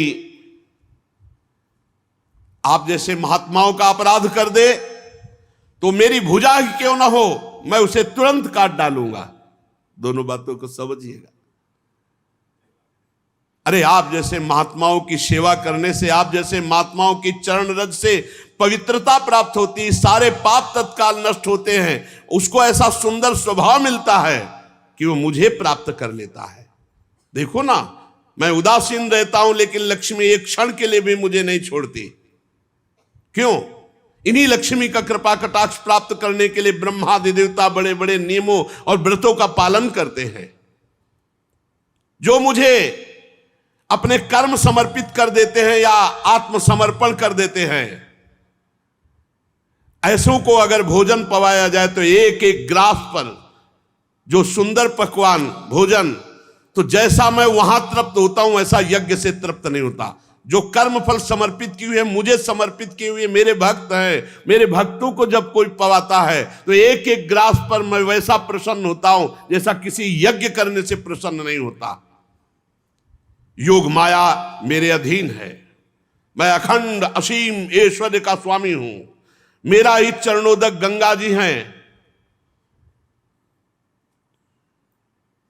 भगवान शंकर इसी को मस्तक पर धारण करते हैं और लोगों को पावन करते हैं। मैं पवित्र ईश्वरों का भी ईश्वर होकर के अपने भक्तों की चरण रज मुकुट पर धारण करता हूं। ये बहुत बड़ी बात है। ये बहुत बड़ी बात भगवान कह रहे। मैं योग माया का पति हूं, स्वामी हूं। अखंड असीम ऐश्वर्य है।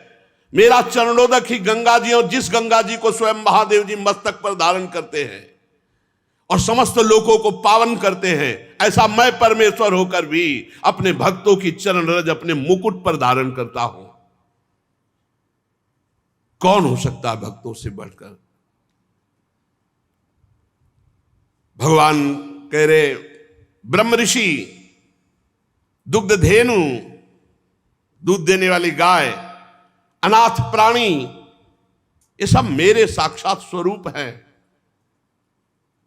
जिनकी बुद्धि भ्रष्ट हो जाती है वो इनको कष्ट देते हैं। फिर मेरे द्वारा नियुक्त यमराज के गिद्ध जैसे दूत उनको नोच नोच कर खाते हैं। फिर उनको नरक भोगना पड़ता है। अगर कोई भक्त का कटु भाषण से भी तिरस्कार कर दे तो मैं बर्दाश्त नहीं कर सकता। कटु भाषण से भी तिरस्कार कर दे तो मैं बर्दाश्त नहीं करता। और अगर कहीं मेरे भक्त को प्रसन्न चित्त से, अमृत भरी दृष्टि से, मुस्कान के द्वारा आदर कर दे तो मैं उसको ऐसे ही मानता हूं जैसे पिता अपने पुत्र का। ऐसे मैं सदैव उसकी रक्षा करता हूं, उसका पालन करता हूं। जो मेरे भक्त की अशांति भरी वार्ता, क्रोध में भक्त नाराज हो रहा है और खूब, लेकिन वो हाथ जोड़कर ही बात करता है, आप शांत हो जाइए, और प्रसन्न कर लेता है तो मुझे अधीन कर लेता है। भगवान का भक्त मान लो आपसे नाराज, पर आप हाथ जोड़े ही खड़े, बस आप क्षमा कीजिए, आप प्रसन्न हो जाइए, आप शांत हो जाइए, तो वो मुझे अधीन कर लेता है। मैं अनुरोध करता हूं आपसे कि आपने जो क्रोधित होकर मेरे सेवकों को श्राप दिया, ये अनुरूप ही है, क्योंकि उन्होंने आपके साथ अपराध किया, रोक दिया। लेकिन अवधि में तो बांध दीजिए, इनको अवधि में तो बांध दीजिए, एक सीमा में तो कर दीजिए। आपने तो साफ केवल छोड़ दिया ऐसे कह के, जाओ और यहां से पतन हो जाए, काम क्रोध तुम्हारे हृदय में बसे, अहंकार तुम्हारे हृदय में बसे। भगवान कह रहे इसको सीमा में तो बांध दीजिए, जिससे ये उस समय काल की गति में भोग कर फिर मेरे पास आ जाए। ब्रह्मा जी कहते, सनकादि मुनि क्रोध रूप सर्प से डसे हुए थे। भगवान की वाणी सुनकर के उन्हें तृप्ति नहीं हो रही थी। भगवान की मनोहर और बड़ी गूढ़ बात, अर्थपूर्ण, गूढ़, दुर्विज्ञ, गंभीर, सनकादि ने ध्यान दिया कि अरे ये भगवान क्या बोले, मेरे पार्षद, मेरे सेवक, मेरे दास बड़ी गूढ़ बात। तब समझ पाए कि इसमें तो भगवान की ही कोई विचित्र लीला थी, जो मेरी बुद्धि को फेर दिया और भगवान के दासों को श्राप दिया और भगवान के पार्षद मुझे रोक दिए।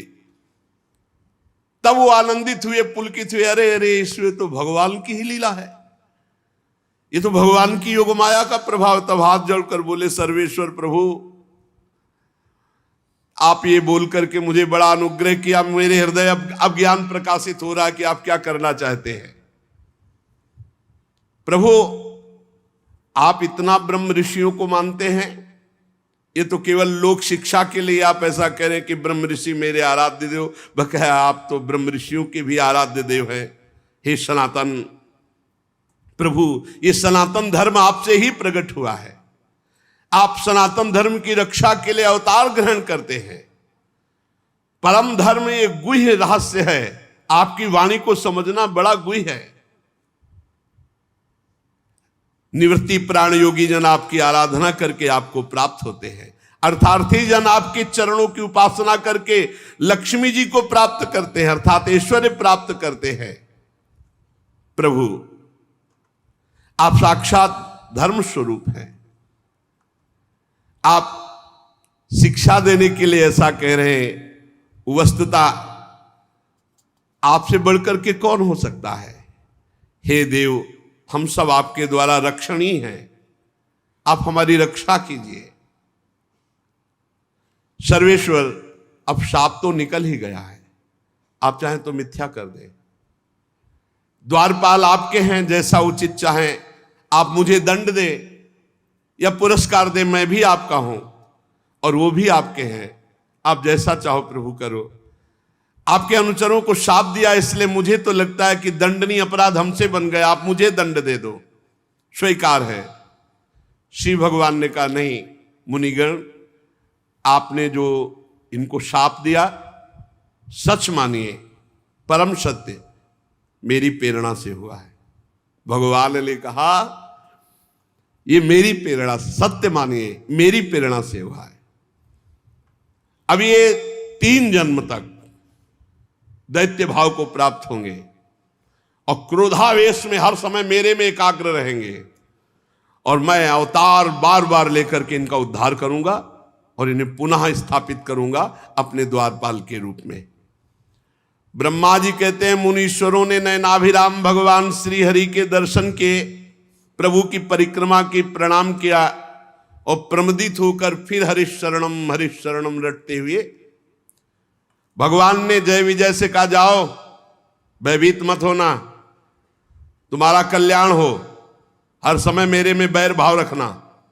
देख लो भगवान क्या कह रहे हैं, मेरे से वैर भाव रखना तो अंतिम समय तक यही बोल करके प्राण त्याग रहा। कहां राम रन हतोपचारी, भगवान का ऐसा अनन्य दास है कि भगवान की आज्ञा को उल्लंघन नहीं। अनन्य दास उसे कहते हैं कि यदि स्वामी आदेश कर दे कि मार हमारी छाती पे घूसा, तो उसी समय बिना विचारे घूसे का प्रहार कर दे स्वामी पर, उसे अनन्य दास कहते हैं। जैसे अनन्य दास भीष्म जी तान तान के बाण मार रहे हैं श्री कृष्ण के शरीर पर, जहां विपक्ष में खड़े हैं। अभी भक्ति का वो जो रंग आता है वो एक अलग होता है, ये रंग में रंगे हुए हैं, परिपक्व हैं।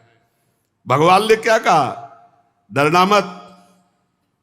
भगवान ने जाओ, किसी भी तरह से मैं भयभीत मत होना, तुम्हारा कल्याण करने के लिए मैं समर्थ हूं, मेरे से बैर रखना, मेरे से बैर रखना। जाओ तुम जन्म लो और मैं भी जन्म लूंगा।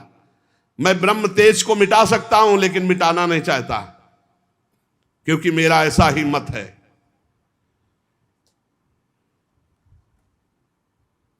और ये एक बार जब मैं योग निद्रा में स्थित था तो लक्ष्मी जी प्रवेश कर रही थी, तो तुमने रोकने की चेष्टा की थी, उसी का दंड यहां मिला है तुम्हें। और उस समय भी रोकने की भगवान ने प्रेरणा की होगी, नहीं जय विजय कैसे लक्ष्मी जी को रोक सकते हैं। जाओ तुम दैत्य योनि को प्राप्त हो गए, पर तुम्हारी सारी एकाग्रता मेरे में होगी। थोड़े समय में मैं भी आ रहा हूं, जब जब तुम जन्मोगे तब मैं प्रकट होऊंगा और तुम्हें लेकर पुनः आऊंगा। द्वारपालो भयभीत मत होना। फिर क्या महाराज, साथ खेलना हो तो जैसा खेल दोगे वैसे ही खेलेंगे आपके साथ। अरे जब स्वामी से प्रियता होती तो द्वारपालों ने कहा जो आज्ञा। उसी समय उस सर्वाधिक महामहिम श्री संपन्न वैकुंठ धाम से गिर गए और वही दिति के गर्भ में, जो 100 वर्ष से अभी गर्भ में है, वो जय विजय हैं, कोई दूसरे नहीं, जो हिरणाक्ष और हिरण्यकश्यप के रूप में विराजमान है। वैकुंठादि लोकपति भगवान के पार्षद है, इसीलिए त्रिभुवन में हाहाकार मचा हुआ है, सबका तेज रुक गया है, क्योंकि भगवान के पार्षद गर्भ में। सब जाओ और दिति के चरण पकड़ो, प्रार्थना करो कि प्रसव करो, गर्भ को प्रसव में इनको निकालो, ये पार्षद प्रवर भगवान के हैं। नहीं अगर और गर्भ में रहे तो सब नष्ट होना प्रारंभ हो जाएगा। आदि पुरुष भगवान ब्रह्मा जी ने ऐसा आदेश किया देवताओं को, आप निश्चिंत रहो, ये भगवान के पार्षद है। जाकर दिति जी तो जो जाकर प्रार्थना की, फिर इनका प्रादुर्भाव होना और इनकी लीला। ये भगवान के पार्षद हैं हिरणाक्ष, हिरण्यकश्यप, रावण, कुंभकर्ण, शिशुपाल, दंतवक्त्र, ये भगवान के पार्षद है। भगवान ने कहा था मुझसे बैर करना, तो कभी भी विनय शब्द इनके हृदय से नहीं निकले, कभी भी। रावण ने जिसको देखा कि ये विनय बोलता है राम जी के प्रति, तो अब भगाई दिया कि तुम हमारी पार्टी लायक ले, हम बैर वाले, चलो तुम। हाँ, जे भी सुना खरदूषण मारा गया, तो कहा खरदूषण मौसम बलवंता, मार सके को बिनु भगवंता। और भगवान पधारे हैं तो भजन न होए तामस देहा, बैर करूंगा और ललकार ललकार करके इनसे युद्ध करूंगा और फिर इन्हीं को प्राप्त हो जाऊंगा। तो कभी ऐसी निकृष्ट दृष्टि ना रखिए, ये भगवान के पार्षद हैं, भगवान की लीला के लिए आए हुए हैं। तो भगवान की लीला अगर ये पार्षद ना आते तो भगवान की लीला का स्वाद कैसे आता। हम जब रामायण की आरती करते हैं तो उसमें सबकी आरती हो जाती है, क्योंकि सब विराजमान है ना। हम जब भागवत की आरती करते हैं तो उसमें सबकी आरती हो जाती है। ये सब भगवत स्वरूप है। हमें लीला रस आस्वादन करके अपने अंतःकरण को पवित्र करके निरंतर भजन करते हुए भगवान के धाम जाना है। और धाम आ चुके हैं, बस पर्दा हटना है, अंदर प्रवेश होना है। धाम आ चुके हैं, धाम यही धाम है चिदानंद वृंदावन। बस केवल पर्दा हट जाए त्रिगुण माया का, तो यही प्रिया प्रीतम खेल रहे हैं, यही रास भूमि है, बस इसी में हमें मिल जाना है। बस हमें तो कहीं जाना नहीं है ना, हमारे लिए कोई विमान आने की जरूरत नहीं है, बस वो पर्दा हटने की जरूरत। पर्दा हटा, दिव्य वृंदावन प्रिया प्रीतम, बस ये अंतिम जन्म। भगवान की कृपा से सत्संग मिल गया, धाम मिल गया, नाम मिल गया, रूप मिल गया। अब ऐसे सावधान हो जाओ, आगे और मलिन कलयुग आने वाला है, उसमें भजन साधन भगवत प्राप्ति ये सब दुर्लभ बात रहेगी। अभी समय है, थोड़ा समय है। पीछे जब प्रारंभ हुआ था तो समय वो जैसे कोई नाटक या फिल्म हो तो उसका पहला वो ट्रेलर, तो कलयुग जब प्रारंभ हुआ था तो उसका ट्रेलर था, पूरी फिल्म तो अभी बाकी है। अभी तो 5000 वर्ष के कुछ हुए, 4,32,000 वर्ष है। कहीं स्वाहा स्वधा राम कृष्ण हरि धर्म का नाम नहीं रह जाएगा, आगे जैसे जैसे बढ़ेगा। इसलिए इसी जन्म में भगवत प्राप्ति कर लो, पता नहीं आगे जैसा हमने 40-45 वर्ष पीछे साधन शैली देखी वैसी अब नहीं रह गई। आगे आप देख लेना, अब मोबाइल शैली रह गई है, आगे जो शैली आएगी वो और कुछ शैली होगी। जो संतों में पीछे भजन की वृत्तियां देखी वो होंगे संत जन, अब बहुत कम दिखाई देते हैं। अब जो आगे समय आएगा तो और कम संत जो शुद्ध भगवत प्राप्ति का मार्ग, ऐसा हम नहीं कहते कि अभी, लेकिन ऐसा होगा कि फिर आगे सतमार्ग लुप्त हो जाएगा। सदग्रंथों के अनुसार साधना करके सिद्ध हुए महापुरुषों का मिलना बहुत कठिन हो जाएगा, तो भगवत मार्ग बड़ा कठिन हो जाएगा। इसलिए इसी जन्म में अंतिम जन्म बना दो कि अब हमारा जन्म मरण कलयुग में ना हो, खूब नाम जप करते हुए हम भगवान को प्राप्त हो। शेष चर्चा आगे। श्री राधा वल्लभ लाल की।